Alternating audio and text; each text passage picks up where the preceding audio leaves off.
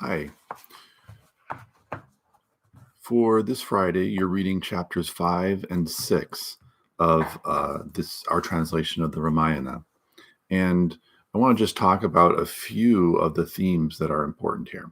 First of all, chapter 5 is a major and famous part of the story. This is the actual kidnapping of Sita.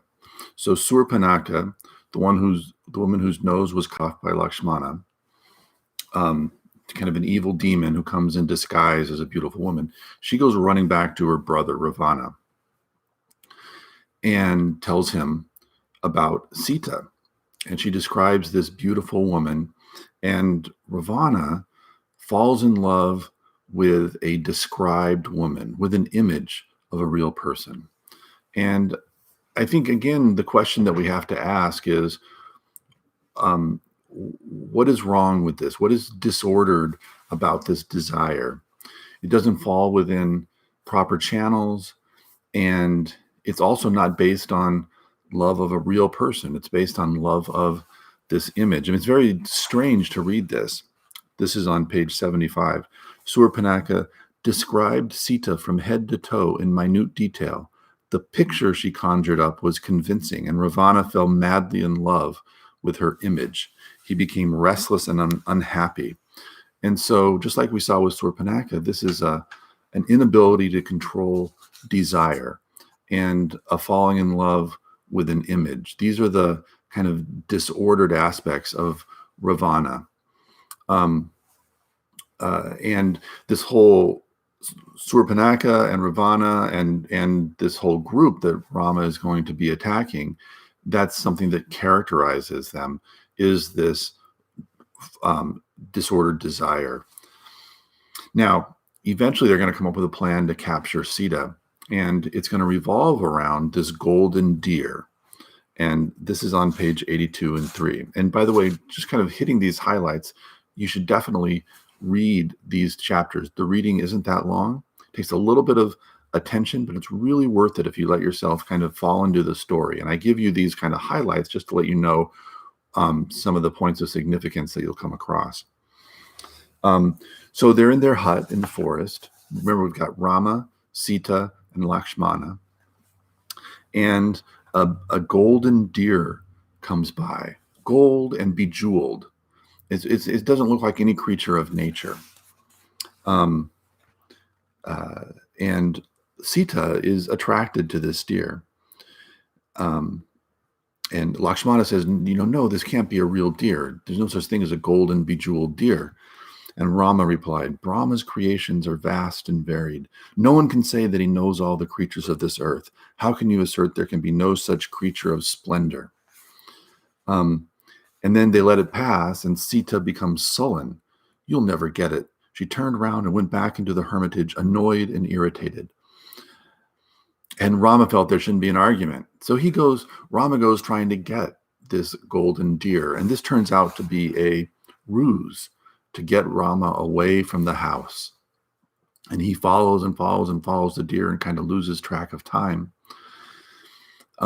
And then Lakshmana gets drawn away as well, and that's the chance for Ravana, who comes in the form of he came in the form of of a hermit, lean and scraggy. I think you can cue up a lot of our fairy tales, where the witch comes as an old woman with an apple, and this is Ravana as an old hermit tempting, coming and talking to the maiden and then kidnapping her, right? So it has a lot of fairy tale qualities about this story, and let yourself, if you'll start maybe feeling that, and I think that's a good connection to make. And then Sita is taken away, but Sita bears a little bit of responsibility for this. It's her perhaps female liability to want this golden deer, and Rama's innocent desire to please his wife, but that's what kind of sets this up. The third thing I want to mention, so that's chapter 5, which is, like I said, a high point of the Ramayana. Chapter 6 is going to introduce us to some other characters. So now we're going to have Rama on the hunt. He's got to find Sita, and one of the things he needs is to recruit some people to fight with him. And Hanuman is going to be one of the main characters. And Hanuman is a monkey god. And in fact, his allies are going to be this monkey group that he encounters and that are going to fight on his side. And Hanuman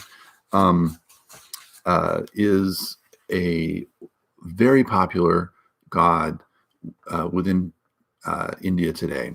And what is his value? What do we see in Hanuman? Well, if you look on page 94, Hanuman has an instinctive knowledge of Rama. Hanuman is the ideal worshiper, the person who recognizes Rama and feels him in his heart. Hanuman replied, I have not the slightest doubt, this is upon meeting Rama, that this person can vanquish Vali. Though he has not revealed his true self yet. I sense his identity. He could be none other than Vishnu himself. I notice that he has the marks of the conch and the disc in his palm. None but Vishnu could have bent the bow of Shiva and broken it. None but he could have set upon Thataka. There he has an inner voice inside him that recognizes Rama. And in that, he is the type of believers and their ideal response to Rama, and perhaps the telling of this story of worship and reverence and consuming love for Rama. So you'll come across Hanuman. He's going to seem like an odd character, this kind of monkey god, but recognize his importance. The question that I want you to answer is in chapter 6. So chapter 5 is really important for the story. Chapter 6 is a little bit of a digression, but it's about Rama recruiting his allies, and one of the people he most needs to recruit, Sugriva, is locked in battle with his brother. And Rama is going to choose sides in this and kill Sugriva's brother. And the moral quality of this is debated within this section. And our author in the opening of chapter 6 kind of introduces us to what's going to follow. He says, the perfect man takes a false step, apparently commits a moral slip, and we ordinary mortals stand puzzled before the incident. It may be less an actual error of commission on his part than a lack of understanding on ours. Measured in eternity, such an event might stand out differently. But until we attain that breadth of view, we are likely to feel disturbed and question the action. Rama was an ideal man, all his faculties in control in any circumstances, one possessed of an unwavering sense of justice and fair play. Yet he once acted, as it seemed, out of partiality, half-knowledge, and haste, and shot and destroyed from hiding a creature who had done him no harm, not even seen him. This is one of the most controversial chapters in the Ramayana. So what I'd like you to do for your response, and you'll each respond singly as we do on Fridays, and this will be the major thing that I grade for you this week.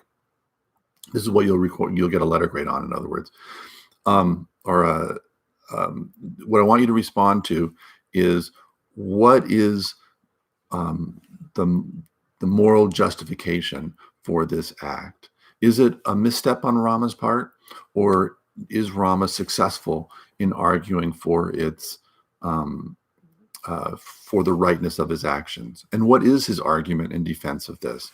So, as our author says, this is a controversial chapter. It shows a kind of how do you take sides within. Do you fight for an ally, or do you say, well, that's a very selfish, narrow view. I can't take sides at any point. But Rama also needs this person. So analyze for yourself Rama's defense of his action. What is his argument? Why is this the right thing to do?